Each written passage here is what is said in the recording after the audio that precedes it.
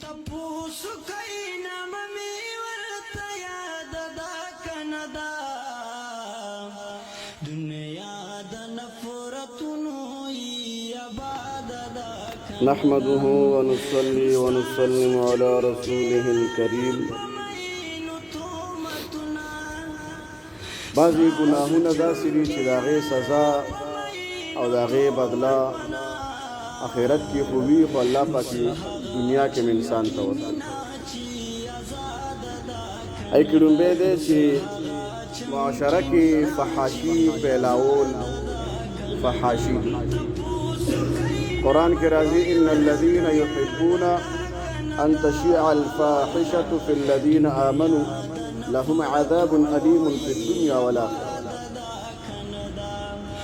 چې څوک دا خوښوي چې هغه د بېحیایي پیلو کې په مسلمانانو کې بېحیایي او فحاشي او بدې خبرې پیلول نو د ده دپاره الله پاک دردناک عذاب دی خو په دنیا کې هم دی او په آخرت کې نو بېحیایي نه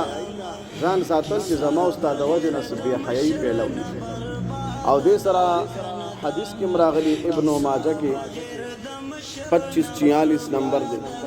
پیغمبر علیہ الصلوۃ والسلام حدیث مبارک ہے ابن عباس رضی اللہ عنہ فرمائی اور دا حدیث فضائل اعمال کے مشتا من ستر عورت اخیہ المسلم ستر اللہ عنہ یوم القیامہ ستر اللہ عورته یوم القیامہ وچا چې د یو مسلمان خپل ورور باندې پرده واچوله الله پاک په قیامت په ورځ باندې هغه باندې پرده واچوي یعنی مطلب دی هغه سي بے حیا یا ګناه غلط کار کړي او تا ته پته لګیږي او پرده چور خو غلط کار د پاره اوس یو سړي ښه کار کړي نو دا څه خو چې پرده په واچو خو چې ګناه خطا تو شي نو تا ته هم خلک ویل کا پرده په واچو بس چاله مو وای خیر مونږ خدا شي نشته او کبل فرض ومن كشف عورة أخيه المسلم كشف الله عورته حتى يفضحه بها في بيته او كما قال عليه السلام او که یو سړی دی یو مسلمان پرده اوچته کا نو الله پاک بده رسوا کی په دنیا کې خو سکه وي دی خپل کور کې ناس ته خدای پاک به رسوا خپل کور کې بده الله پاک به عزت نو حالان کې چې حدیث کې من رااله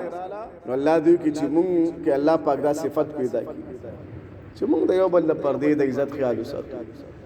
بل ځکه راځي امام حاکم مستدرک عن انس بن مالک رضی الله عنه قال قال رسول الله صلى الله عليه وسلم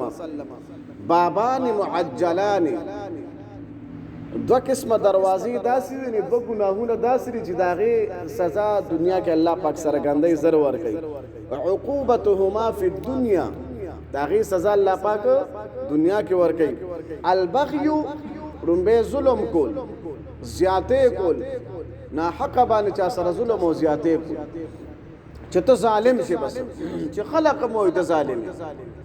نو چې ته ظالم شې او ظلم وکې د دې ظلم بدله چې کوم دی دا تعالی الله پاک دنیا کې درکې آخرت کې خو به وي دنیا کې به هم درکې والعقوق او دویم نمبر چې مور او پلار ترسه مور او پلار جړې مور او پلار نافرمانی کې مور او پلار پریشانه کې داسې بچي به الله پاک دنیا کې درکې ته به سزا دنیا کې ملایي بل تاسو ته امداد ووي بل راځي دریم نمبر بل حدیث کے راضی عبداللہ ابن عمر رضی اللہ عنہ فرمائی دا مسند امام احمد کے 6509 نمبر حدیث تھے فرمائی انہو سمع رسول اللہ صلی اللہ علیہ وسلم یقول من سمع الناس بعمله وی چی کم سڑی یو عمل دی دا پاراو کو چی خلقو کی مشہور شو چی کم سڑی چا سره خېګل دي د پاره کا چې خلق می خو وي خلقو کې مشهور شو یا مثال په تور باندې هر څوک غشته شي چې دې د پاره یو نیک کار کوي چې خلقو کې مشهور شم ويسمع الله به مسامع خلقه يوم القيامه صغره وحقره قیامت پر ورځ الله پاک وي دې خلقو کې مشهور کې خبه ذلیل او رسوا دي خبه ذلیل کې خبه رسوا دي او صحابي فرمای وای چې کله دا حدیث ویل کېدو نو چې چا نه نقل شوی دی وای هغه د سترګې داسې د اوخ کو ډکې شو د اوخ کو ډکې شو په جړا شو چې خدای پاک الله دې موږ د ټولو خبرونه اوساتي او بل ذکر راځي چې د دنیا کې باغته سزا ملاويږي هغه څه شه ده عن ابي بکر رضی الله عنه قال قال رسول الله صلى الله عليه وسلم ما من ذنب اجدر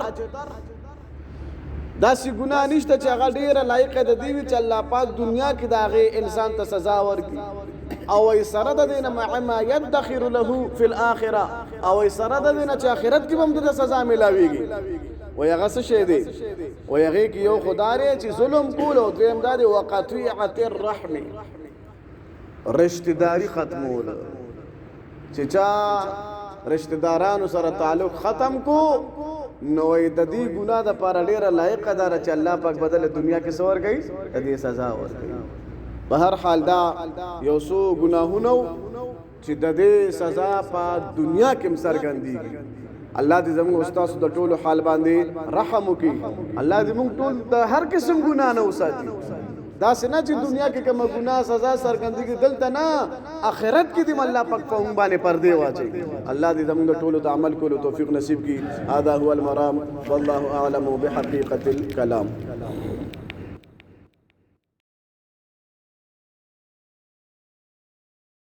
दोस्तों अगर आपको हमारी वीडियो अच्छी लगे तो हमारा चैनल ज़रूर सब्सक्राइब कीजिए, वीडियो लाइक कीजिए और अपने दोस्तों से शेयर कीजिए। बहुत बहुत शुक्रिया।